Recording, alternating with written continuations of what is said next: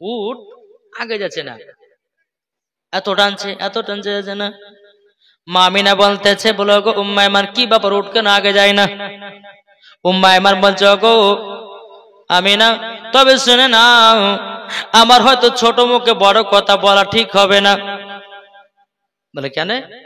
বলে দেখেন না, যেই নবী না হলে আসমান জমিন পাহাড় পর্বত নদী নালা কোন গাছপালা হতো না। আর দু জাহানের বাদশাকে তোমার পেছনে রেখেছো, তার জন্য উট আগে যায় না। সুবহানাল্লাহ। জোরে বলুন না সুবহানাল্লাহ। এই বোকা, যেই জীব জানোয়ার উঠে আমার নবীকে চিনেছি, হরিণে নবীকে চিনেছে, আর তুমি কেন নবীকে চিনতে পারলে না? বেরাদুল ইসলাম মুআজ্জাজ সামানিকরাও, হযরতে মা আমিনা রাদিয়াল্লাহু তাআলা আনহা তিনি বাবা কি করেছেন, বাবাও পেছন থেকে নিয়ে যখন বাবা সামনে দেওয়া হলো, সামনে দেওয়ার পরে উট কেন বাবা চলতে লাগলো। এদিকে মা আমিনা মক্কার দিকে একবার তাকাই, একবার শ্বশুর আব্বার দিকে তাকায়, বলে আল্লাহ গো আমার এইরকম হতেছে কেন, কিসের জন্য এইরকম হতেছে? বেরাদার আব্দুল মুত্তালিব মনে মনে চিন্তা করে, আল্লাহ গো আমার ছোট বেটা আব্দুল্লাহ যখন মুলকে সামনে ব্যবসা করতে গেছিল, আল্লাহ আমার মনটা এইরকম করতেছিল। যখন মা আমিনা রাদিয়াল্লাহু তাআলা আনহা তিনি বাবা দিয়ে এক পা দোপা করে যখন বাবা চলতে লাগলো, বাবা চলতে চলতে চলতে বাবাজি একটা দুই ফাংড়ি রাস্তা পড়ে গেল। মা আমিনা বলছে, মেহমান দাঁড়িয়ে যাও। মেহমান বলছে, কি ব্যাপার গো দাঁড়াতে বলেন? মানে গো মেহমান, সে আমার স্বামী আমাকে বিয়ে করে মদিনা থেকে মক্কা নিয়ে গেছিল, তারপরে আমি আর যাইনি আব্বার বাড়ি। কোনটা মদিনা যাওয়ার রাস্তা চিনতে পারি না, এটা মদিনা যাওয়ার রাস্তা না এটা মদিনা যাওয়ার রাস্তা। আমার নবীজি বলছে, মা গো কি হয়েছে? বলে বেটা গো তোমার আব্বা আমাকে বিয়ে করে রাস্তা দিয়ে নিয়ে গেছিল তোমার দাদুর বাড়ি, আমি আর যাই নাই, এতদিন পরে যাচ্ছি তোমার নানার বাড়ি, কোন রাস্তা মদিনা চিনতে পারি না। আমার নবীজি বলছো, মা জাননি তুমি কি চিনতে পারো না? পারো না? বলো গো মা আমি তো চিনতে পারি না। তখন আমার নবীজি বলতেছে, হাজা তারিকাতুল মদিনা, এটা হলো মদিনা যাওয়ার রাস্তা। হাজা তারিকাতুল ইয়ামিন, এটা হলো ইয়ামিন যাওয়ার রাস্তা। জোরে বলুন না সুবহানাল্লাহ। আমার নবীর বয়স তখন বাবাজি বেরাদার ইসলাম মুআজ্জাজ সামানে কিরাম 6 থেকে বাবা 8 বছর হবে। বাবাজি আমার নবী বলছে, মা এটা হলো মদিনা যাওয়ার রাস্তা, এটা হলো ইয়ামিন যাওয়ার রাস্তা। মা আমিনা বলতেছে, বলো বেটা গো তুমি তো তোমার নানির বাড়ি কোনোদিন আসনি বেটাও, তুমি কেমন ভাবে চিল্লা এটা মদিনা যাওয়ার রাস্তা, এটা ইয়ামিন যাওয়ার রাস্তা? আমার নবীজি বলছে, মা গো আমি যেদিন দুনিয়াতে আগমন করেছি গো মাও, আপনি আমাকে চাদর দিয়ে ঢেকে রেখেছিলেন। আল্লাহ পাক আল্লাহ তাআলার ফেরেশতা হযরত জিবরাইল আমিন সারা পৃথিবীর রাস্তা গুলো চিনায়া দিয়েছে। তার জন্য মা বললাম, ও অনেকে মানুষ বলে যে নবী আমাদের মতো, বলে না জি নবী আমাদের মতো মানুষ। আচ্ছা বলুন তো, জীবনে কোনদিন বোম্বাই যায়নি, আপনি 1 লাখ বোম্বাই যেতে পারবেন? হ্যাঁ? আর এখন বাবা যে এমন একটা সিস্টেম উঠেছে, লোকেশন পেলে পরে বোম্বাই, ওখানে দিল্লি পর্যন্ত যাওয়া হবে, আপনার সৌদি আরব পর্যন্ত যাওয়া হবে, এখন লোকেশনের সিস্টেম, বুঝেছেন না? তো এখন কিছু কিছু মানুষ বলছেন নবী আমাদের মতো মানুষ। এ হচ্ছে বাবাজি বেরাদার ইসলাম মুআজ্জাজ সামানি কিরাম, যারা বলবে যে নবী আমাদের মতো মানুষ, পাকা শয়তান। বুঝতে পেরেছেন? বুঝতে পারলেন? যারা বলবে নবী আমাদের মতো, জেনে নিতে হবে পাকা শয়তান।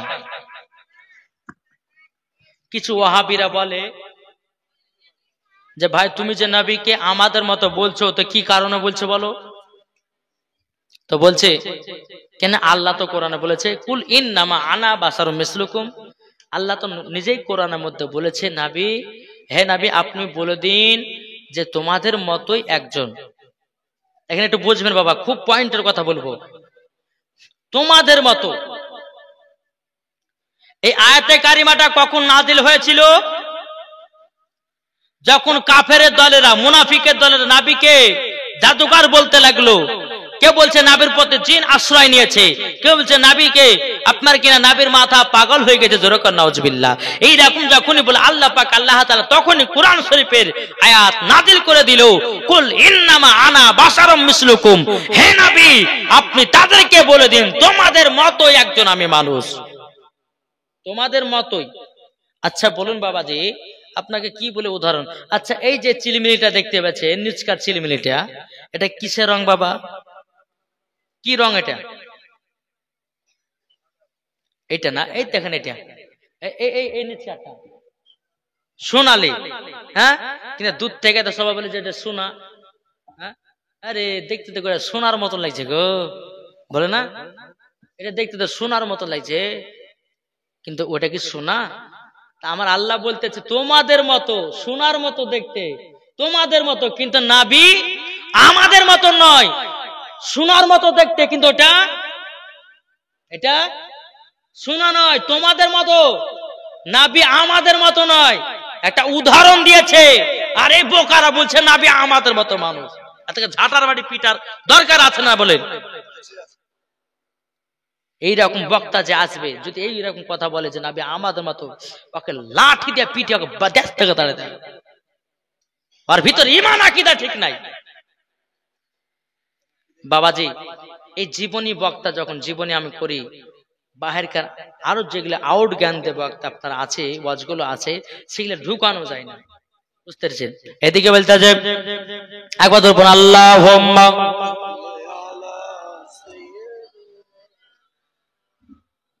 মাওলানা মুহাম্মাদ আলা আলে সাইয়্যিদিনা মুহাম্মাদ সাল্লাল্লাহু তাআলা আলাইহি সাল্লাম। বাবাজি মুসলমান ভাইরাও, এ সূরা মানিকেরাও, আমার নবীজি বলতেছে গো মা জাননী, ও গো মা আপনার কাছে একটাই বলবো, আচ্ছা বলুন আমাদের নবীকে যারা আমাদের মতো বলে, এ বাবাজি আপনাকে একটা কথা বলবো, আমার নবী যখন মায়ের গর্ভে ছিল আমিনা বুঝতে পেরেছে? বুঝতে পারেনি। আর আমাদের ঘরের মা বোনদের গর্ভে সন্তান আসলে বুঝতে পারে। তাহলে এখানে বোঝা গেল আমার নবী আমাদের মতো না। কি গো বিরাদর ইসলাম মুআজ্জাজ সামানি কিরাম, আমার নবীজি বলতেছে, বলো ওগো আমার মা জননী, আমি যখন দুনিয়াতে আগমন করেছিলাম গো মা, আমি কোন অবস্থাতে এসেছিলাম? হযরতে মা আমিনা রাদিয়াল্লাহু তাআলা আনহা তিনি বলছে, বেটা তুমি যখন দুনিয়াতে আসলে একটা নূর জ্যোতি আসলে, আর ওই নূরের আলাতে আমি শাম দেশকে দেখতে পেলাম। সুবহানাল্লাহ। ওগো বেটা তান পানে সেজদাতে তুমি পড়ে গেলাও, সেজদাতে পড়ে যাওয়ার পরে সুবহানা রাব্বিয়াল আলা না পড়ে ইয়া রাব্বি হাবলি উম্মতি, ইয়া রাব্বি হাবলি উম্মতি বলে কান্না করেছো। আচ্ছা বলো আমরা যখন মায়ের গর্ভে থেকে জন্ম নিয়েছি, আচ্ছা বলুন না আমরা কি বাবাজি সুবহানা রাব্বিয়াল আলা পড়েছি না প্যাপু করে কান্না করেছি? প্যাপু করে কান্না করেছে।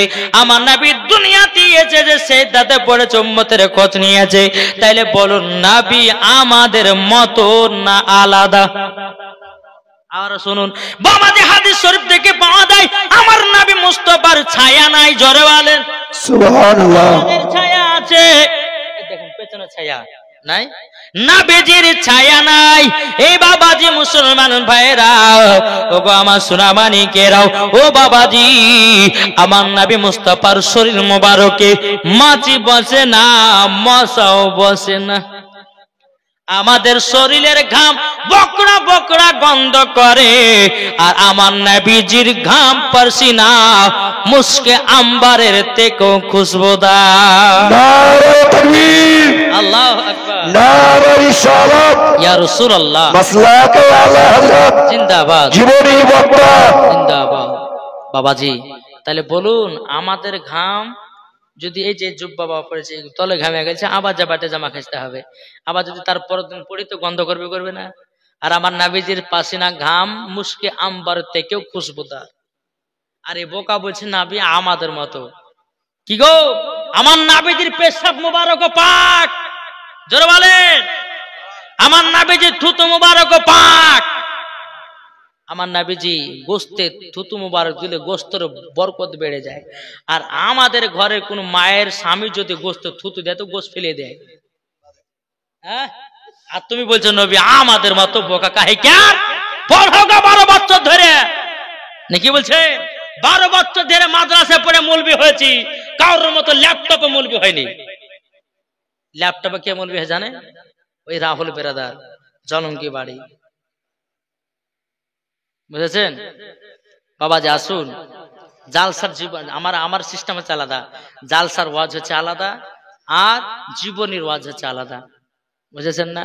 তো বাবা যে সোনা মানিক আসুন, আল্লাহ পাক আল্লাহ তাআলা যেন আমাদের সকলকে নাবিজির গোলাম বানিয়ে নেয়, নাবিজি যেন আশিক বানিয়ে নেয়।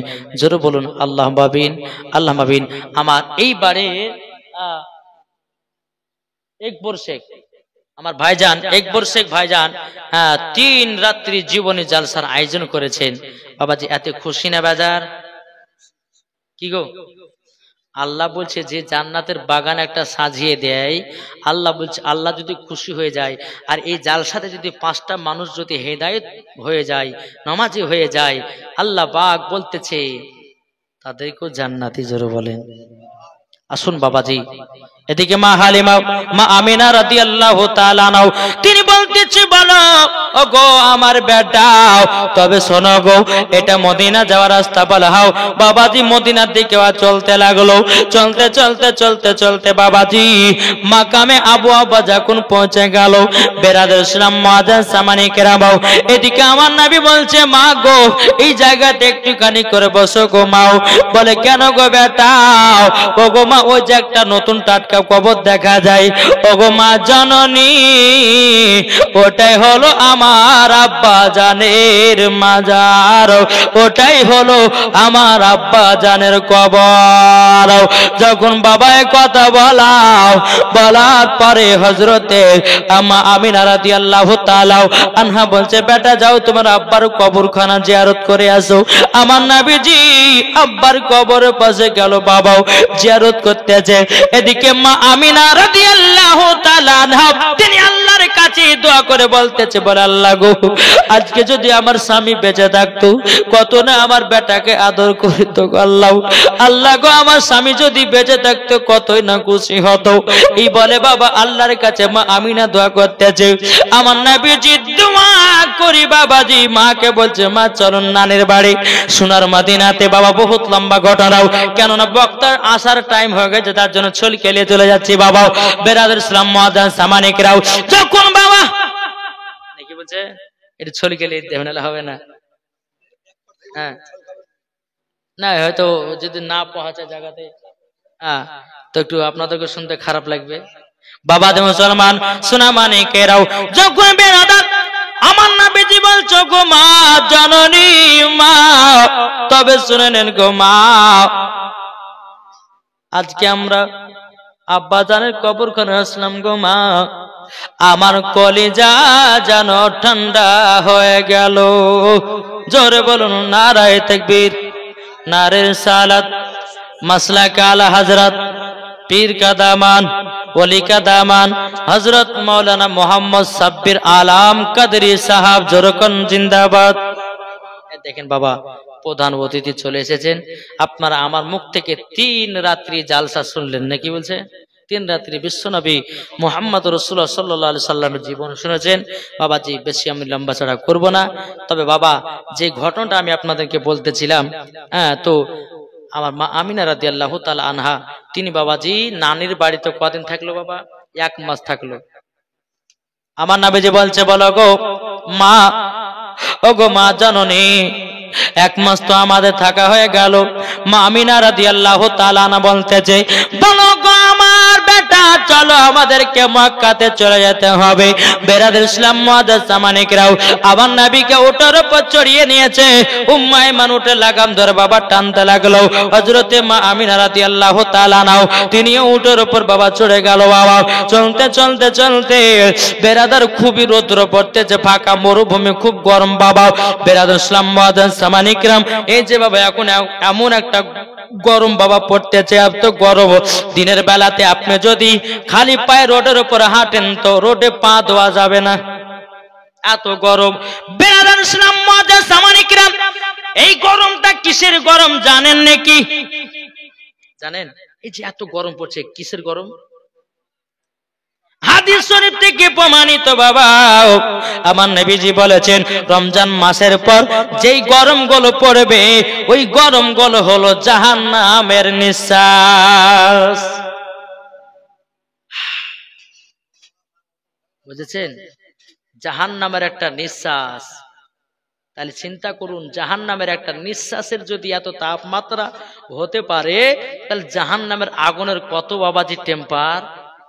ভাই মরার আগে সব ঠিক হয়ে যান, মরে গেলে সব বেকার, বাড়ি গাড়ি জমিদারি সব ফেলে দিয়ে অন্ধকার কবরে চলে যেতে হবে। বেরাদার ইসলাম মুআজ্জাজ সামানিকেরা, বেরাদার হযরত মা আমিনা রাদিয়াল্লাহু তাআলা আনহা তিনি বেরাদার একটা বাড়িতে আরাম করার জন্য বাড়ি ঘর ঢুকতেছে বাবা, কিন্তু বাড়ি ঘর পাওয়া যায় না। বেরাদার একটা দূরতে দেখতেছে বাড়ি দেখা যায়। হযরতে মা আমিনা রাদিয়াল্লাহু তাআলা আনহা ওই বাড়ির কাছে পৌঁছে যাওয়ার পরে, বাড়ির কাছে যখন বাবা পৌঁছে গেল, মা আমিনা রাদিয়াল্লাহু তাআলা আনহা তিনি দরওয়াজা খটখট করে বাবা আওয়াজ দিলেন। আওয়াজ দেওয়ার পরে এক ইহুদি দরওয়াজা খুললো। কে গো তুমি? বলে আমার নাম আমিনা। বলে বাড়ি কথা? বলে আমার আব্বার বাড়ি হলো সোনার মদিনা, শ্বশুর বাড়ি হলো মক্কা। বলে তোমার নাম? বলে আমিনা। বলে উটের উপর যে বাচ্চাটা চড়ে আছে ওটা কে? বলে ওটা হলো আমার বেটা। বলে নাম কি? বলে আসমানে ছিল আহমদ, জমিনে ছিল মুহাম্মদ রাসূলুল্লাহ সাল্লাল্লাহু তাআলা আলাইহি ওয়াসাল্লাম। যখন বাবা এই কথা বলেছি, ইহুদিটা বলছে বলো গো আমিনা তুমি হচ্ছে আমাদের পাড়ার মেয়ে, আমি তো কি ব্যাপার কি কার জন্য এসেছো বলো না বলো না। তখন মা আমিনা বলছে ভাই গো অনেক রোদ পড়ছে, গরম পড়তেছে, এই বৈঠকখানে আমরা 1 ঘন্টা আরাম করে চলে যাব, কিন্তু বসতে জায়গা দিবেন কিনা? ইহুদিটা বলছো গো আমিনা তোমার বেটার নাম মুহাম্মদ। বলল হাও। তবে শুনে নাও তোমাকে বসতে দেব, কিন্তু তোমার বেটাকে বসতে দেব না। তোমার বেটাকে বসতে দেব না। বলে কেন? উনি হচ্ছে আখেরি জামানার নবী, ইনি যখন বড় হবে ইসলাম প্রচার করবি, আমাদের ধর্মটাকে বাতিল বলে ঘোষণা করে দেবে, তার জন্য বসতে দেব না। বেরাদার হযরতে মা আমিনা বলছে বলে ভাই তুমি আমার বেটাকে বসতে তুমি দিবে না, আমিও তোমার বৈঠকে বসবো না। বাবা এইরকম ভাবে আপনার যাবে, যেতে যেতে মাকামে আবওয়াবা জায়গা পৌঁছাবে, আমার নবী বলবে বলো গো আমার নবী আমার বলবো গো মা জননী, যাওয়ার সময় আমার আব্বা যেন কবরটা জিয়ারত করে নি। তাহলে আমার নবী যে আব্বার কবর জিয়ারত করেছে বাবা দুবারও। বেরাদার ইসলাম মুআজ্জাজ সামানিকেরাও মা আব্বার কবর জিয়ারত করতে গেলেন। যাওয়ার পরে আল্লাহ পাক আল্লাহ তাআলা বলতেছে বলো গো আমার ইসরাইল সাল্লাম যাও হযরতে মা আমিনা জানটা কবজ করে নাও। বেরাদার হযরতে ইসরাইল সাল্লাম আসলেন, হযরতে মা আমিনা রাদিয়াল্লাহু তাআলা আনহার জানটা বাবাজি কবজ করে নিয়ে বাবা যখন চলে যায়, আবার নবীজি আব্বার কবর জিয়ারত করে আসার পরে নবীজি মা চেহারা দেখে বাবা তাকাতেছে, বলে আল্লাহ গো আমার মা অনেক রোদে যাওয়া আসা করেছে, হয়তো এলে গেছে, 1 ঘন্টা একটু আরাম করে নিক, কিছুক্ষণ পরে মাকে জাগ্রত করে আমি নিয়ে যাব মক্কাতে। কিছুক্ষণ বেরাদার ইসলাম মুআজ্জাজ সামানিকেরাম হযরতে মা আমিনা রাদিয়াল্লাহু তাআলা আনহার পাশে আমার নবীজি যেন বসে আছে। বেরাদার ইসলাম যখন বসে থাকা মা আমিনার মুখ দিকে বাবা তাকাচ্ছে, বাবা মা আমাকে চিৎকার করে মা সারা দেয় না রে বাবা, মা চলে গেছে। বলো মা গো তুমি কেন সারা দাও না গো মা? উম্মে আইমান বলছে বলো গো নবী আপনার মা ইহকাল থেকে পরকালে চলে গেছে, আপনার মা দুনিয়া থেকে পর দুনিয়া চলে গেছে। আল্লাহুম্মা সাল্লি আলা সাইয়্যিদিনা মাওলানা মুহাম্মদ ওয়া আলা আলি সাইয়্যিদিনা মাওলানা মুহাম্মদ সাল্লাল্লাহু আলাইহি ওয়াসাল্লাম। বাবাজি যাই হোক, বক্তা বসে ওয়াজ করাটা বেয়াদবি দেখাই, তবে বাবাজি ইন্তিকালের কাছে একটু পৌঁছে গেলাম, এই বলে আমার বক্তব্য সমাপ্ত করলাম। যদি হয় বলার মতো ভুল ত্রুটি সর্বপ্রথম আল্লাহ তাআলার কাছে ক্ষমা প্রার্থী। সকলে বলুন আস্তাগফিরুল্লাহ রাব্বি মিন কুল্লি যামবি ওয়া আতুবু ইলাইহি ওয়া লা হাওলা ওয়া লা কুওয়াতা ইল্লা বিল্লাহিল আলিয়্যিল আযীম লা ইলাহা ইল্লাল্লাহু মুহাম্মাদুর রাসূলুল্লাহ সাল্লাল্লাহু আলাইহি ওয়াসাল্লাম। আসসালামু আলাইকুম ওয়া রাহমাতুল্লাহি ওয়া বারাকাতুহু।